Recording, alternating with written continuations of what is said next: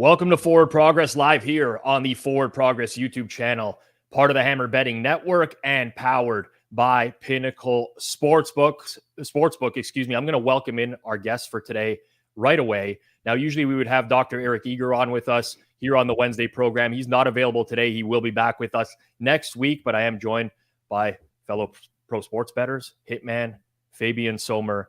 And for those of you who watched last week, explain how it's going to work. We're doing 5 games a week, roughly, sometimes more, sometimes less, but we're going to focus on games that we either like or have some sort of opinion on. We don't want to just run through every single game on the board and spend 10 minutes talking about stuff that none of us are going to bet or are neutral relative to market. So at least one of us will have an opinion on every single one of these games that we cover today. All the picks will be tracked via third party under BetStamp, the Forward Progress HQ account. Our best bets, as we give them out on the show at the end, will be tracked. And we're going to try to make this as forward-looking as possible, not about what we've already bet over the course of the week, but trying to give you some information, how the market has evolved, and what we would still currently bet now. A quick review of last week.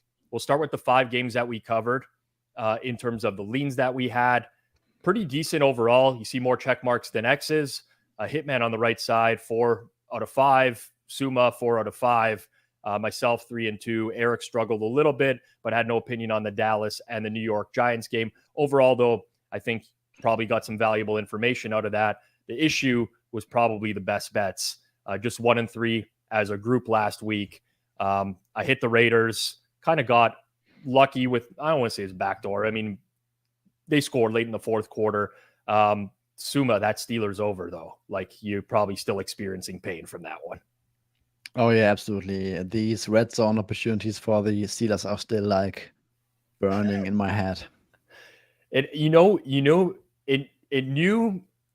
Sorry, let me speak English properly now. I'm getting like way too excited. I'm thinking about this game and I was on the same place. So like it was a struggle for me, but you felt that it was just going to happen regardless. Like it was like, you can almost feel like there was going to be such a long period of no scoring at the end of that game because Pittsburgh had to drive and punch it in the end zone and they just kept getting stopped. And that was a real pain point over there. But we're on to this week. Let's forget about last week. And let's start it off with one of the marquee matchups on the board for this week. It's the Chiefs at the Jags. It's another version it's like the revenge version for the Jags in the playoffs last year. That spread was very different. KC closed in that game roughly -9.5, -10 at some books. Now we're seeing KC on the road, -3. We have Travis Kelce practicing today. Still have no idea whether or not he's going to play, but it's a little bit encouraging from the Kansas City perspective. I'm going to start with you, Hitman, on this game. Chiefs and Jags. There's a lot of people with opinions on this game. I'm curious if you have one side or another. I lean towards the Chiefs. It's just a little bit off my buy price at the current moment, considering that we still do have uncertainty with Travis Kelce in this game. And I know Suma sent to us in our chat earlier about how they were saying that, I forgot exactly what it was, but Kelce had some type of procedure done that a lot of the Twitter doctors are saying, that's a type of procedure that's going to be really hard to come back the next week. And then on the other hand, you had Adam Schefter that was pretty optimistic, thinking like, I think that we do see Kelce. And I'll have to say that him practicing, even in a limited capacity on Wednesday, probably is a good sign.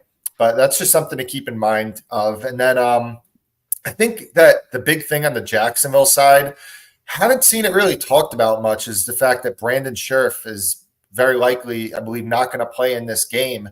And you're just adding another offensive lineman now to the fact that Cam Robinson is suspended for the Jaguars. So you have some big offensive line issues, and the defensive worries really didn't go away that much last week. I know Anthony Richardson was a super popular under pass yards prop bet last week. It opened 208, it closed like 190, and everyone's saying, listen, they might be like the Bears the way that they play offense. And Richardson threw, he was pretty efficient, and he threw for, I believe, 230 yards on this Jags team, and they should have definitely covered the game. We could talk about that bad beat another day, maybe. Please don't bring that up. Gardner But, Minshew again. He's on my dreams. Yeah, money came against Jacksonville last week, and that was even with the fact the Jonathan Taylor thing and the fact that I don't think a lot of that money was pro Colts. So, and then you add on to the fact that Andy Reid also extra time to prepare. I know it didn't help him with the 6 months to prepare, however much it was in that Detroit game, but a lot of that was Kansas City. It was a result that you're not going to bank on all the drops that they had in that game week to week. It just has to get better. So for me, a little bit off my ideal buy price right now, but Kansas City -3 would be my lean. All right, Suma, we're looking at the Pinnacle number right now. So Kansas City's -3, -113 on the road. The total is 51 in this game. Hitman has a slight lean towards the Kansas City Chiefs in this market, but just again mentioned it's off his buy price. For you, in terms of a buy price, are you looking one way or another at this game, and like break down this market for us, how you see it right now? Yeah, I'm still leaning toward that KC -3, -13, because I think like worst case is you are getting maybe a bad -3 with KC and Patrick Mahomes. So probably not the typical worst case for betting the wrong side of the market. But I mean, Travis Kelce practicing today is, I think, extremely encouraging, because I personally did not expect that. I thought like even if he ends up playing, he might get a limited practice in maybe on Thursday or maybe some practice on Friday, and they might hold him out early in the week. But him practicing, I think, is very encouraging. So probably like a 50-50 affair at this point. But what I like about the matchup for the Chiefs is that, I mean, Hitman already expanded. Like, we are looking at Brandon Scherf dealing with an ankle sprain, very likely to be out. Then we got Luke Fortner. He was in a walking boot on Sunday after the game. Then we have Tyler Shadley playing right guard for Brandon Scherf if he's out. And Anton Harrison did not look good against guys like Kwity Paye last Sunday. Cam Robinson still out. I mean, this is a very, very shaky Jacksonville Jaguars offensive line, arguably a bottom 3 unit in this current state right now.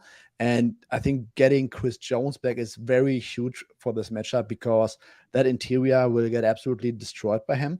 And that might just be enough for the Chiefs defense to get a couple key plays on like obvious passing downs. And I also don't think that the Jaguars were really consistently good at running the ball against that Colts front seven. And I mean, I'm generally high on the Jaguars offense going to the season, but I think with that offensive line against a guy like Chris Jones, I mean, you basically just need like 2 or 3 plays with like blown blocks against him, and that can destroy like two or three drives. And on the other side, this is still the same Jacksonville defense that was like a bottom 5 unit against the pass last year. And I have no concerns about the Chiefs offense, even if Travis Kelce is not back, because I mean, top 3 offensive line, Patrick Mahomes, Andy Reid, they will figure something out. And I cannot bank on Kadarius Toney like dropping the ball like again like 4 times and in the hand of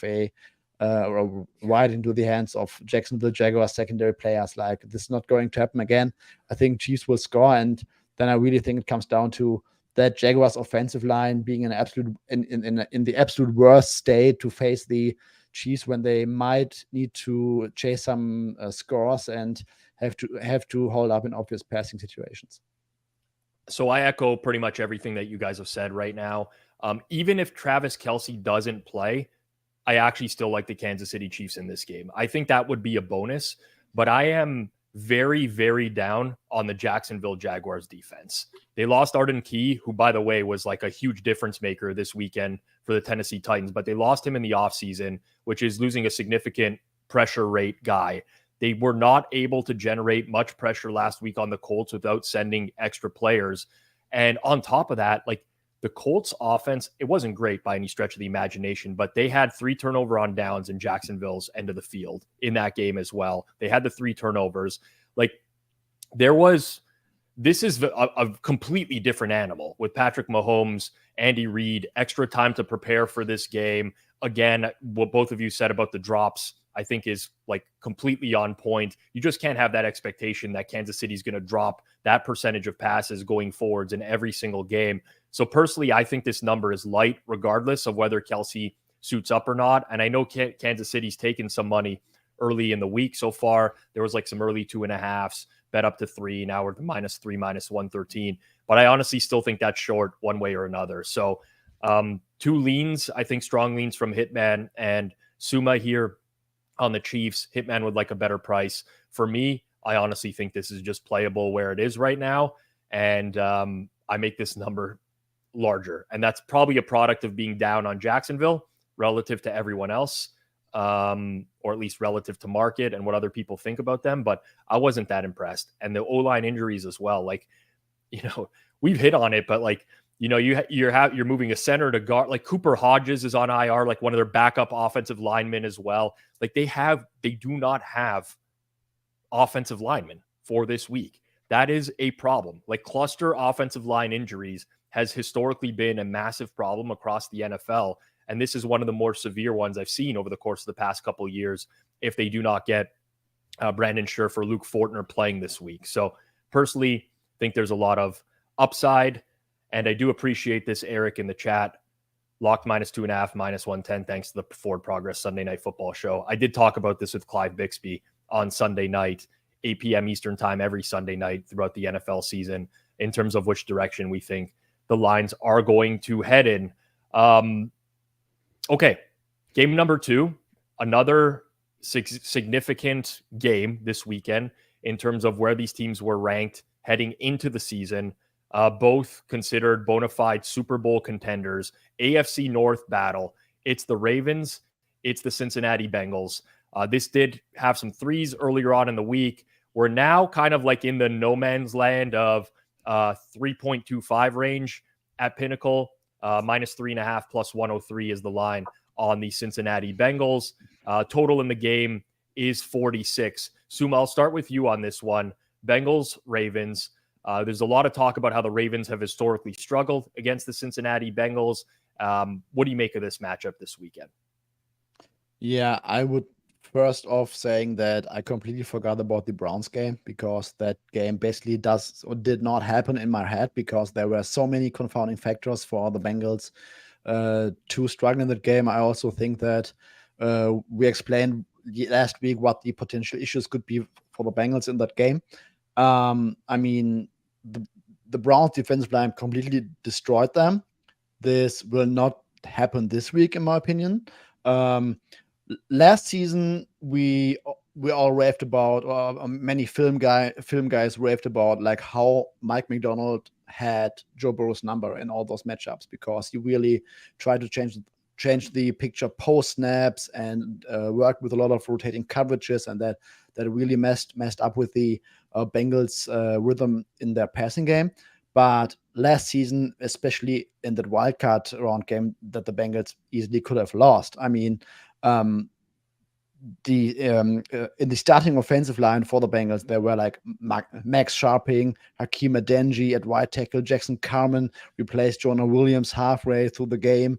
On the other side, Calais Campbell, Justin Houston were playing, Marcus Williams, Marlon Humphrey. Like all these guys will not be there for the Ravens defense. I don't think the current state of the Ravens defense is really good. I don't know where the pass rush is necessarily going to come from. And then you are really going to deal with Jamar Chase and T. Higgins facing Brandon Stevens, Ronald Darby, and Darius Washington on basically islands or in zone coverage. Like, I think this is a completely different matchup for the Bengals compared to last season. This is also, in my opinion, the classic bounce back spot because, like I said, week 1, bad weather, strong Browns defensive line. Joe Burrow has not practiced for like 5 weeks. Now he's going into this game with like 2 weeks of practice.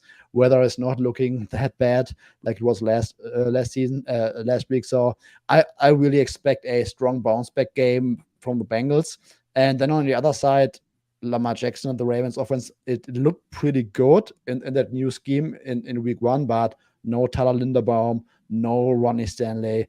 Like Ronnie Stanley is an absolute start. Losing your starting center against guys like DJ Reader is not going to be good. Like J.K. Dobbins, also a guy who consistently got a little bit more than the other Ravens running backs. And now you are looking at a offensive line with some holes against a decent Bengals defense. We don't know whether Mark Andrews is going to be 100%. Just overall, I think that the situation really favors the Bengals here when we look at the complete injury picture. And like I said, nothing from week 1 changed my opinion on the Bengals. I'm just going with a good offense here in a decent injury advantage situation, even though I will say that I would prefer the -3. I doubt it will get there with the current injury reports. I'm somewhere between 3.5 and -4 for this game. But if I can get at some point like a -3, -120, it will probably be a buy point for me. Yeah, we're going to have to rename Suma Situational Suma over here, throwing out the classic bounce back spot. Situational Suma has a good ring to it. Hitman, I saw you nodding your head when when Suma was talking about how he'd really love to get a 3 in this game. I think you would echo that as well. Yeah, who's going to win the race to the -3, -120? We're going to need to get the piss jar out and stare in front of the screen, because as soon as it comes out, I think a few of us probably look towards Cincinnati, and maybe it does happen. I know maybe if Mark Andrews just got announced that he's practicing, so maybe you never know. Maybe some news pushes it that way, but yeah, I like the Bengals. I need 3 at least -120 on it. Lamar, I don't think it's being talked about enough, and I kind of fell victim to this. Is there was so much hype about Todd Monken's offense this offseason about how much better. Oh, they're finally going to have receivers. They're finally going to run a modern offense. But I just still believe that it's still up for debate if that is the best fit for Lamar. I'm not ruling it out. I'm kind of neutral on it. But I think that we just need to see more sample sizes on if this offense is the right fit for him. And obviously in game 1, it was a struggle. Their offensive line dealing with the injuries that they're dealing with. And then you have the fact that Lamar Jackson, he's struggled a lot against the defense of the Cincinnati Bengals when he has played. Now it's been a little bit of time. He missed a lot of the games last year against them, but he has struggled in this matchup against their defensive coordinator. And one thing that I will say that gives me just a little bit of pause is it's also been a matchup that Joe Burrow has struggled in against the Ravens defensive coordinator. Now, we all remember in our head that 2021 game where he threw for like 520 yards against them. But in the 3 matchups last year, he did struggle compared to the rest of the league, his stats against the rest of the league. So just a little bit of a concern about that. But again, I think the offensive line injuries, and I think that the secondary injuries it just makes it to be a bad matchup against an 0-1 Bengals team. So we got Jason pointing out Bengals are -3, -121. So a cent off your buy point right now, Hitman at Pinnacle. Yeah, I mean, whenever it's a cent off the buy point, I'm usually just going to buy regardless. I think we might all agree on that. Sometimes you're just like, I'd rather have the action than the perfect number. So this comes from Danny. Hot take, people are underestimating how much Burrow's injury is going to affect him. I think that's certainly possible. And Dan asked in the chat earlier, did Burrow look bad because of calf, or was it more of weather and defense? I'm curious to get your thoughts on this, Suma. Like, I know you said you're throwing the game out, or Hitman, you can start because it seems like you're pretty passionate about it. It was the one thing that was strange about it is, like, if you watch the game, like, people were comparing it to like when he was just trying to throw simple screen passes, they were comparing like the ball. They were like, it looked like he was throwing a basketball almost. Like he almost had a tough time gripping the ball in this game. Like it was just a strange game. I don't know. What's Joe Burrow's hand size? Is that maybe something we look at in the future? Hand like size season. But you know what? Exactly. Those same throws were happening with Deshaun Watson in the game as well. Like balls were slipping out of Deshaun Watson's hand right into that linebacker on that one play. So I didn't see like a ton that was just making me think like, oh, this is because of his calf. It was just kind of a strange game for both quarterbacks, to be honest. So it was a little bit of a throwaway, in my opinion. So Burrow did come out with 2 gloves in the second half. That would indicate that there were some grip issues early on. I'm inclined to believe, like, I'm in line with Suma here, and that like it was a historically bad game for him. The likelihood he's going to perform at that level again is very small, in my opinion. But I'm with you guys. I think this is going to be 2 for 2 in terms of full-on agreement on this game. I've been asking myself a lot, like, are these injuries already priced into market? You potentially have the return of Mark Andrews, who's got limited practice so far today, but I don't think so. Like there are significant injuries on both sides of the ball for this team, offensive line, secondary. Potentially you get the return of Marlon Humphrey as well, although it sounds like they're not super optimistic about him playing this week. But the Bengals at full health against a Ravens team that's not like super deep either and that can replace these injuries easily. I'm close to 4 with my number here. You know, I echo everything you guys have said as well in terms of like wanting that 3, but -3, -121 at Pinnacle right now. Pretty solid price for those who don't want to, you know, it's essentially buying the hook, but you're just converting the price to what it can be. So alignment across the board here. And I do want to remind our audience here that we would never consider betting without Pinnacle being one of our sports books because of their everyday competitive odds. If you pull a bet stamp on screen every now and then, and you just look at an NFL card over the course of the entire week, you're going to see that they basically have the best line in market on half of the sides, totals, money lines. It's pretty consistent that way. And when you're line shopping, I mean, it's very important to get the best price. So bet smart, bet Pinnacle, your trusted sportsbook for the past 25 years, and use code HAMMER when signing up, HAMMER.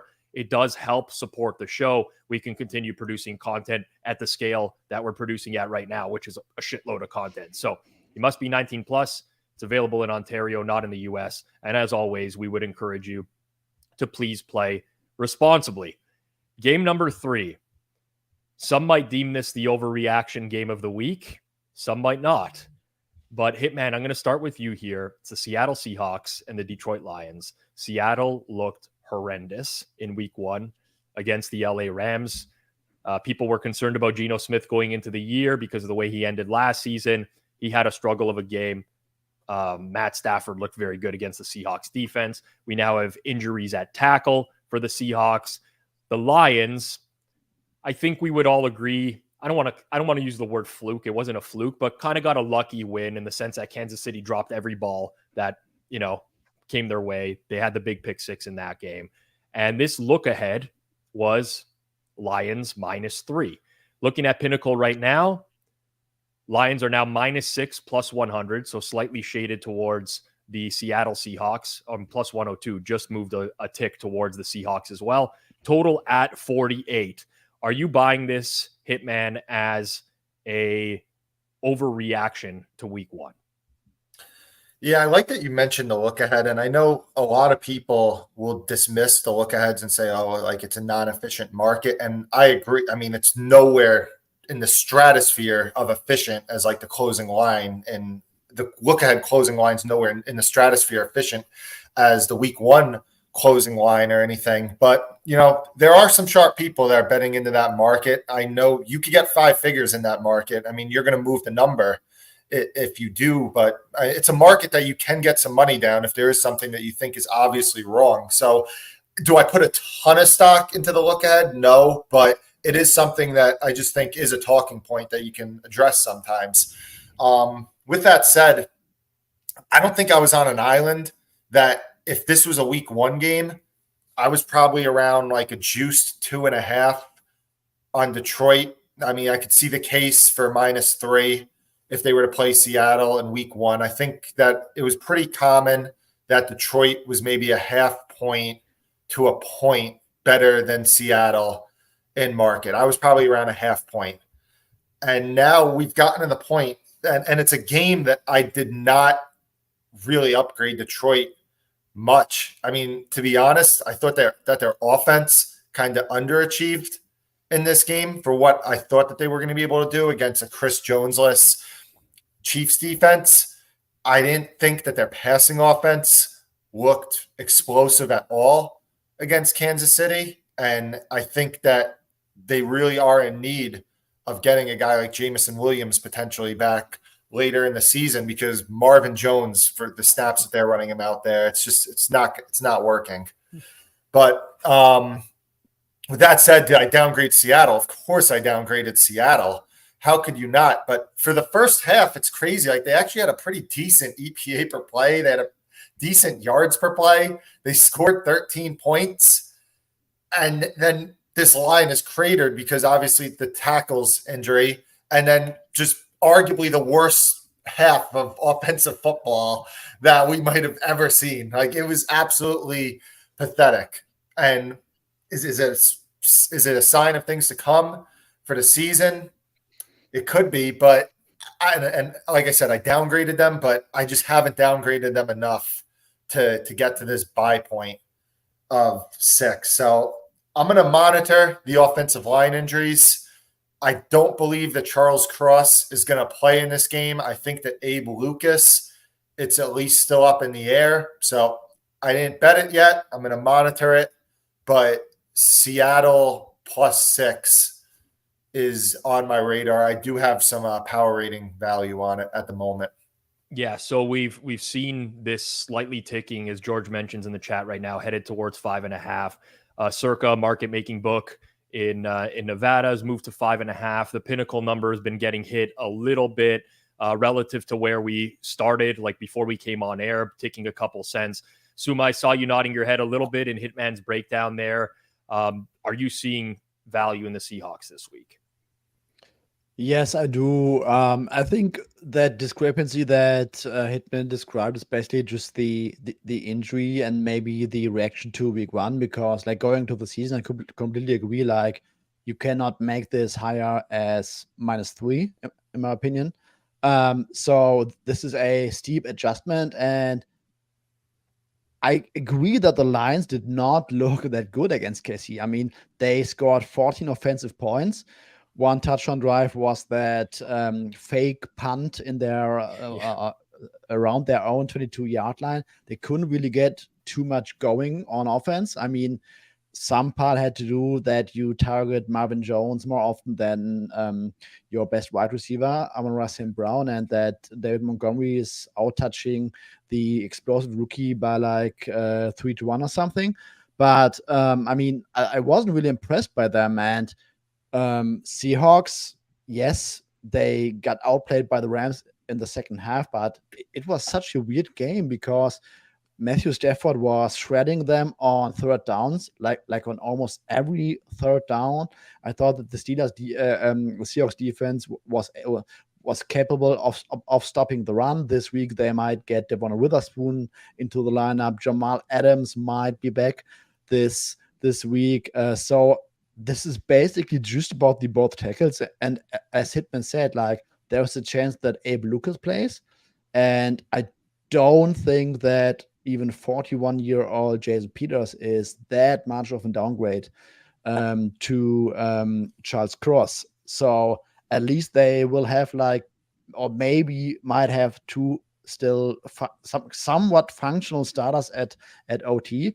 And in that case, 5.5 and 6 is a little bit too many, in my opinion. There's a decent path, in my opinion, that the Seahawks just play very decently on offense again and keep this close throughout the game. So, yeah, I agree with you. So we got this in the comments. Uncle K is not going to approve of this Hitman take. If there's one person in here that cares about what Uncle K thinks, it's one more than I thought we actually had on the show. But I will say this. I'm going to play devil's advocate here. Now, I'm not advocating for a bet on Detroit, but I went into the year with some serious concerns about Seattle, particularly on defense.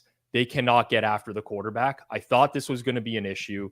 They blitzed, I think, I don't have the numbers up in front of me, but roughly 30% of the time in week 1. And I believe they generated 3 pressures in the entire game against the LA Rams. And they're facing arguably the best offensive line in the league, or at least one of the best offensive lines in the league.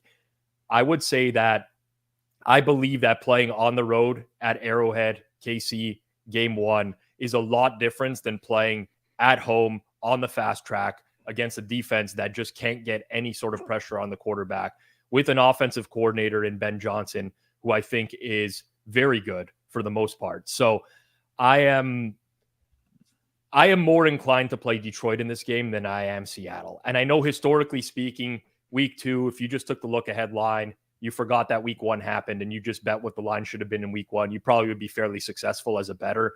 I don't blame anyone who does that, but I think that there's a legit possibility that Seattle stinks.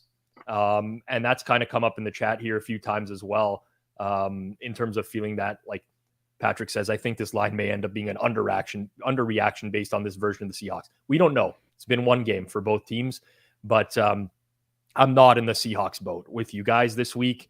If anything, it pains me to say this, but I'd be on the Uncle K, Joey Knish train, and I have to watch one of those stupid Twitter videos he's going to do at the end of the week where he's celebrating another Lions win and claiming they're going to win the Super Bowl. It will cause me so much angst and pain as a human being, but I feel like that is a very, very realistic possibility, unfortunately.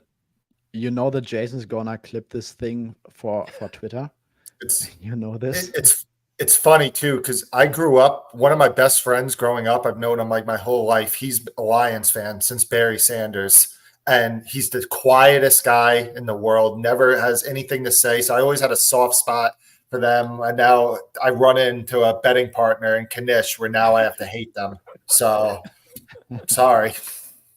It is what it is, man. I mean, even if they win me money, I'll still hate them just because of Knish and my feelings towards him. For those of you watching on YouTube, make sure you do smash that like button down below. It helps people find our content in real time. It elevates it in the YouTube algorithm. And make sure you're subscribed here on Forward Progress as well. You can get notifications whenever we go live in the future. If you're listening to this after the fact in podcast form, please leave us a review on your preferred podcast app. Also helps people find us going forwards. We put a lot of effort into this content, so it'd be nice to be rewarded with a high viewership for the remainder of the year. Game number 4, boys. Probably not one of the prettiest on the card, but we can bet every single one of these games. And it's the Chicago Bears and the Tampa Bay Buccaneers. Now, we covered the Bears last week here on Forward Progress Wednesday edition, Best Bets edition, and we all like the Packers in that game. Packers cover the game. Now, there's been another line correction, similar to Seattle-Detroit. If you played this game last week, probably very close to a pick'em range. I think the market was valuing the Bears a little bit higher than the Bucs. And now we're getting to an area where it's the Tampa Bay Buccaneers that are favored in this one in the -3 range, but like a -2.75 type of thing. Actually, -2.5, -113 at Pinnacle. So a little bit of Bears money today. I want to walk through this one. We'll start with you, Suma, in terms of what you saw last week from Tampa Bay. I know a lot of people pointing to box score metrics and how they were lucky to beat the Vikings. There's a lot to unpack for this game. Yes, absolutely. Let's start with the Bears. So, I mean, when rewatching that game, and I first watched it in the condensed version, and then I watched like 2 very good breakdowns of Justin Fields by Tim Jenkins and JT O'Sullivan. And I think what the Bears showed on defense and on offense was even worse than I expected going to the season. And I had them as my 3rd worst team going to the season. But it was completely ugly on both sides of the ball. Their defense could not get pressure. They lost their starting nickel cornerback. Like, John Love was able to eat sandwiches in the pocket, like, all day long. I don't think that the Packers offense was pretty consistent. I think they had a low success rate, but high EPA per play because they generated a lot of big plays. But that was completely enough to drop like, I don't know, I think 29 offensive points on the Bears defense. And then on the other side, like, that offense is a complete mess. Justin Fields did not throw to open receivers. Everything that he actually attempted was like horizontal stuff, weird screens, like offensive linemen blowing blocks and assignments. DJ Moore only getting 3 targets. And there were really a few plays where the Bears schemed receivers wide open, like really wide open, like with a radius of like 3 yards, no defender next to them, and Justin Fields just doesn't throw the ball. He's taking sacks. He's inviting pressure. Like, this felt like even worse than by the end of last season. And I mean, now they are going to travel to Tampa Bay to play a decent, above average Bucs defense with a very veteran defense coordinator. I don't really see a lot of paths for success for the Bears offense. And on the other side, yes, the Bucs were lucky to win that game against Minnesota, like 3-0 on turnovers, goal line interception by Kirk Cousins. I completely get that, and I was also on the Vikings and was pretty mad about that. I don't know whether the Vikings deserve to cover, but they at least deserve to win that game, in my opinion.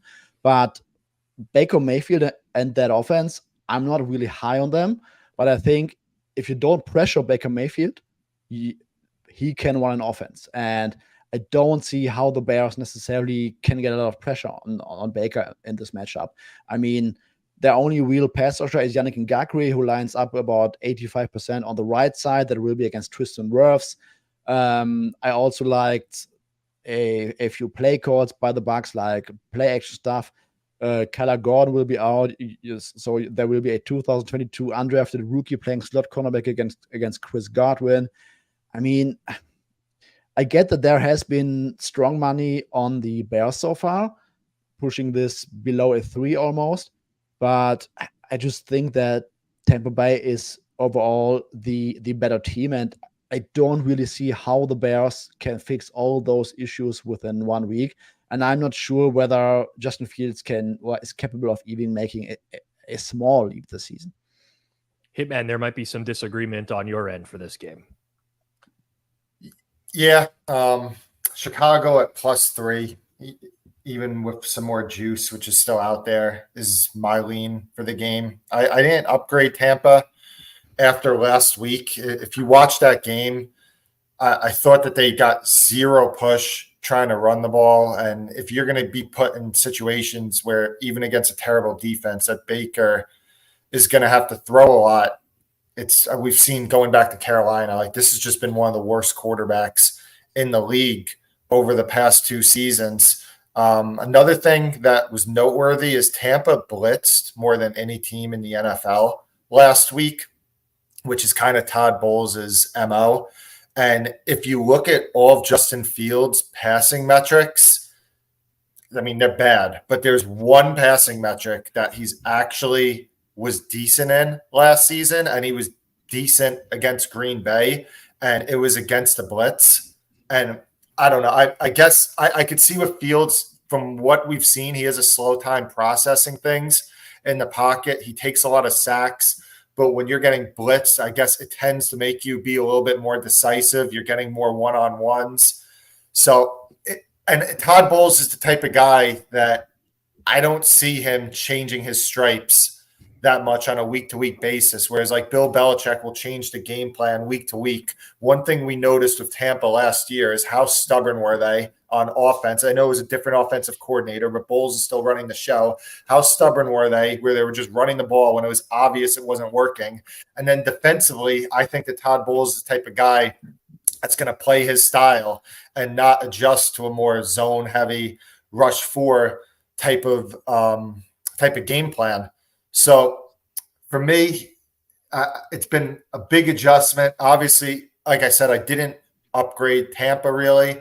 I downgraded Chicago quite a bit, but not enough to where I'm getting to +3 at the moment. I have to be the tiebreaker in this one, and unfortunately, I just don't have a strong opinion one way or another. I can understand the value that people might see in the Bears. Again, advanced line in this game, actually pulling up the actual advanced line, was Bears -1.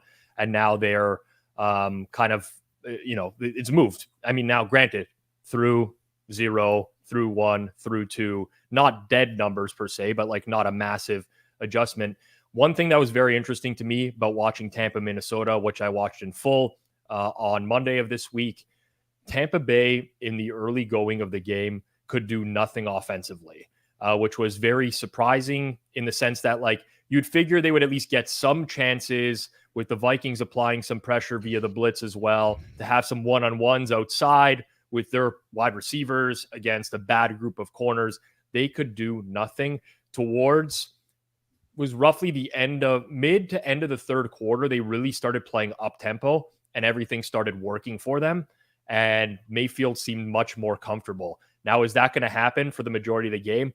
My gut inclination with this coaching staff is that they tend to lean way more conservative, and they'll probably just go back to doing stuff that doesn't work, because that's what they've kind of done for the last 3 or 4 years as a whole. So no strong opinion one way or another, but the Bears might be really bad. And I'm also bracing for that. Like, this could be a team picking top 3 overall. Again, Suma, you wanted to add one more thing here. Yes. Did you guys watch the end of that game where our Todd Bowles went for it on 4th and 2 in his own half? Like, he wouldn't do it with Tom Brady. There? He wouldn't do it with Tom Brady, but he'll do it with Baker Mayfield. I know. Well, you know what? At least he learned. You know, it's funny you mentioned that, and this is off topic, but Kyle Shanahan did the same last week on a 4th and 1, like right in around midfield, which is historically like Kyle Shanahan punt territory. And finally he's like, yeah, we're going for it. And they picked up the first down. So I guess year to year, some of these coaches actually do learn something in the offseason. And maybe Todd Bowles maybe he's going to get more aggressive this year. Maybe he'll get more aggressive. Our final game on the horizon right here. Again, good thing we can bet some of these games, and we can certainly bet the Giants at the Cardinals. Cardinals were pretty feisty last week at home to the Washington Commanders, or on the road at the Washington Commanders. I was sweating some survivor picks on Washington, just like, why did I do this to myself? Sam Howell, you were like, what did I do? Ultimately, Arizona ends up covering the spread rather easily in that game. The Giants never came close to covering the spread against the Dallas Cowboys. They just got blown out of the water. And now we see the market with the Giants laying 5.5 on the road. The total is at 40 in this game. Hitman, I'll start off with you here. Are the Giants as bad as they looked last week, or is this just, as situational Suma might say, is this a good bounce back spot for New York? You would think after that game, it's like, all right, we're going to downgrade the Giants a zillion. I didn't downgrade them that much. I mean, it was a downgrade, but it wasn't as much as you would think off of a 40-0 loss. And I just think that Dallas is a really bad matchup for them. We said it last week. Any of the top teams, especially the top teams that could just dominate their offensive line, have been problems for them. Going back to last year when they struggled, got killed in every Philly game. They got killed in every Dallas game. It's just a bad matchup for the Giants. But what's the one thing that we do know about this team? It's that when they do face inferior competition, they've been pretty good. And Brian Daboll has done a good job just not losing the game. And when you're playing a team like the Arizona Cardinals, typically, I mean, if you're just not going to lose the game, you're going to have a good chance of winning, and you're going to have a chance of covering against them. So I do think that it's a coaching edge for the Giants. It's a rare time that they have a clear, better roster. Josh Dobbs was as bad as we imagined he was going to be. So for me, I mean, I don't really have a strong stance, but it would be the Giants that I would be leaning towards. Suma, break this one down for us. Yes, I agree with Hitman here. This is a completely different game to me. Like, I don't think that there's any major reason to downgrade the Giants after that game, because, I mean, we talked about it. We didn't expect it to be 40-0, but we knew already this was an awful matchup for the Giants. That game was basically over by the end of the first quarter, and at some point also you could really feel that neither team wanted to play like the full 60 minutes. Like that game was over. And I mean, Arizona, there were some tweets like, "Oh, this team is playing hard. Gannon has these guys ready to. They're going to be killers out there or something." But after watching that game, I think that was a little bit overblown, because I mean, that Arizona offense, first of all, couldn't do anything in this game. They had 9 offensive points. When you exclude that fumble return touchdown, which was really weird, like Sam Howell basically just fumbling away the ball in front of his own end zone. And then on defense, first of all, on the TV screen, it looked like on the TV broadcast, it looked like Arizona is getting decent pressure out there. But after watching that game, and I think some charting numbers will agree with that, is that a lot of the pressure that Arizona was generating was basically just Sam Howell inviting pressure and holding the ball for close to 3 seconds per average. And he got happy feet real quick. That offensive line was not playing that good overall. And I think, who was it who tweeted this? I can't remember, but according to True Media, Arizona's pass rush had generated the 3rd lowest pressure rate within 2.5 seconds, according to True Media, in week 1. So, I mean, nothing about Arizona changed, in my opinion. They are the worst team in the league.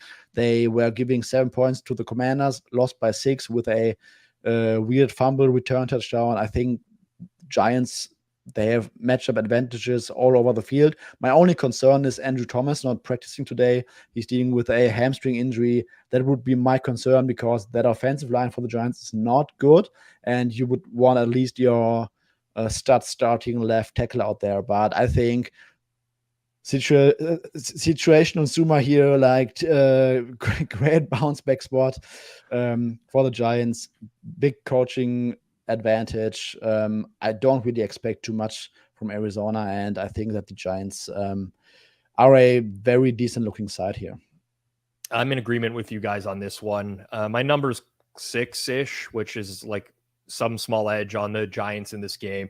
The Andrew Thomas injury is definitely concerning, but it's way more concerning against probably 20 other teams in the league, and not so concerning against Arizona. This was a thing with the Giants last year. Again, here we go, situational trends and stuff like that. But they did actually have do a very good job of bouncing back off of losses last season. I think they're a very well-coached team. I think that kind of gets lost in the shuffle sometimes, and people just absolutely dismiss it as nothing and irrelevant, short sample size, small sample size trends and stuff like that. But I think Sommer made some really good points, because from a pure pressure rate perspective, Arizona is going to be top of the charts from their game last week. But I do think that a lot of that was Sam Howell just being gun shy, essentially, in a lot of situations last week. And you would expect that out of a young quarterback. So I think clean sweep here on the New York Giants across the board, and at least in terms of a lean from all three of us. Before we get into our best bets here, I do want to remind everyone, before we do, that we do have a ton of content here on Forward Progress over the course of the year. Stuff has been great so far. I'm tuning into our own content every day. Naturally, I am, part of the Hammer. I have a vested interest in doing so, but it's actually been really good. Tomorrow's episode, 2 p.m. Eastern, Hitman and Eric Eager join our producer, Jason, and they're going to break down Thursday Night Football, where the Vikings have taken a ton of money today. Hitman will go through some of the props in that as well. So big Thursday on deck tomorrow. Over on the Hammer HQ tomorrow night, I'll be doing a live watch along of Vikings and Eagles, as well as I will for every Monday Night Football and Thursday Night Football game over the course of the year. But tons of content here on Forward Progress. So make sure you do subscribe to the channel, set bell notifications. And if you haven't done so already, make sure you smash that like button. Sommer, we're going to start with you for best bets for this week. Who is it and why? It's the Atlanta Falcons getting 1.5 or 2 points, depending on the place. I think Pinnacle is at +2, -110.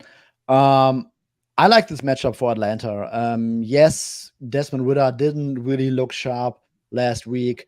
He had some issues, but I also think that he played against one of the best defensive coordinators in the game, who made his life very tough. Like, the Panthers got pressure up front. They were covering decently at the back end, except for Kyle Pitts, who was open on like 5 shorter routes.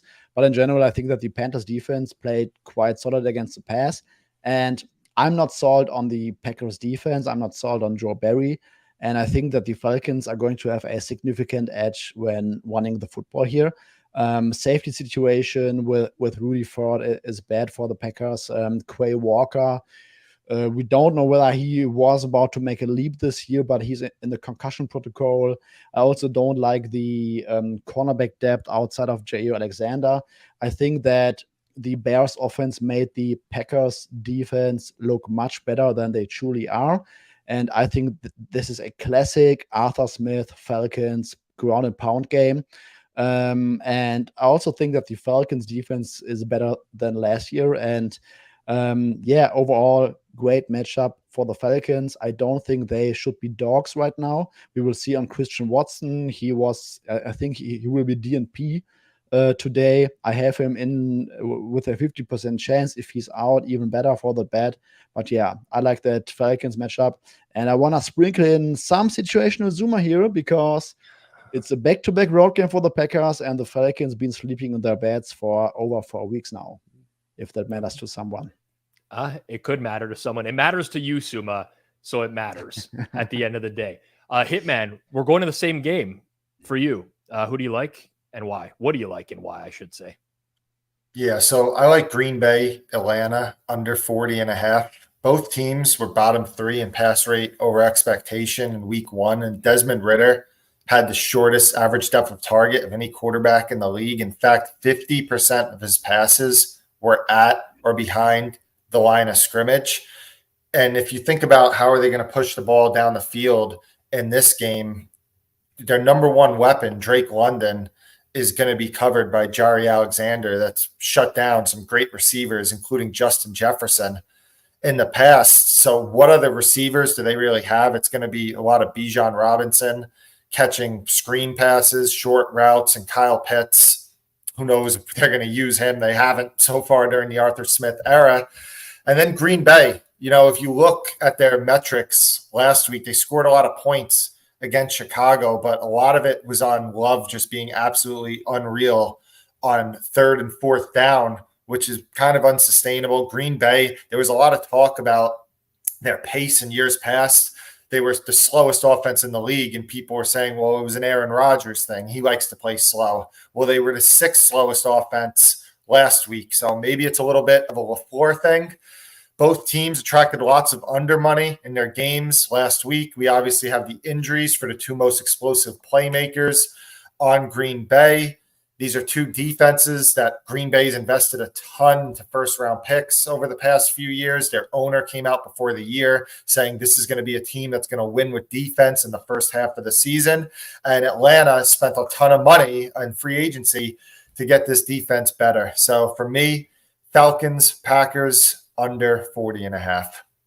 All right. So Suma on the Falcons, Hitman on the under in that game. I'm switching to Monday Night Football here. This is a hold your nose special. Last week I went with the Raiders against the Broncos, and my whole thing was I don't trust the Broncos to win by margin ever. Maybe a little bit of recency bias, but I do not trust the Saints to win by margin at this point either. I think the offense has some real problems. Obviously, they have some very good receivers there in New Orleans. However, the offensive line, I was very concerned about the interior going into last week. They did not perform well. Their left tackle, Trevor Penning, was awful. I do think the Panthers can really get home in this game. The J.C. Horn injury matters, but I do think Carolina is going to be able to generate a pretty decent pass rush against Derek Carr, who's been flustered in the past, especially in some of these road games where he's outdoors, where his success rate, EPA metrics, pretty much every metric you want to look at for Derek Carr gets a whole lot worse when he's playing outdoors on the road. This has historically been a situation where he has struggled to cover, especially as a favorite. I'm doing a hybrid number similar to what I did with the Raiders last week. So Pinnacle is kind of in the 3.25 range. Play a half unit on the +3, +105, a half unit on the +3.5, -117. Do I have concerns about the Panthers offense? Yes, I do.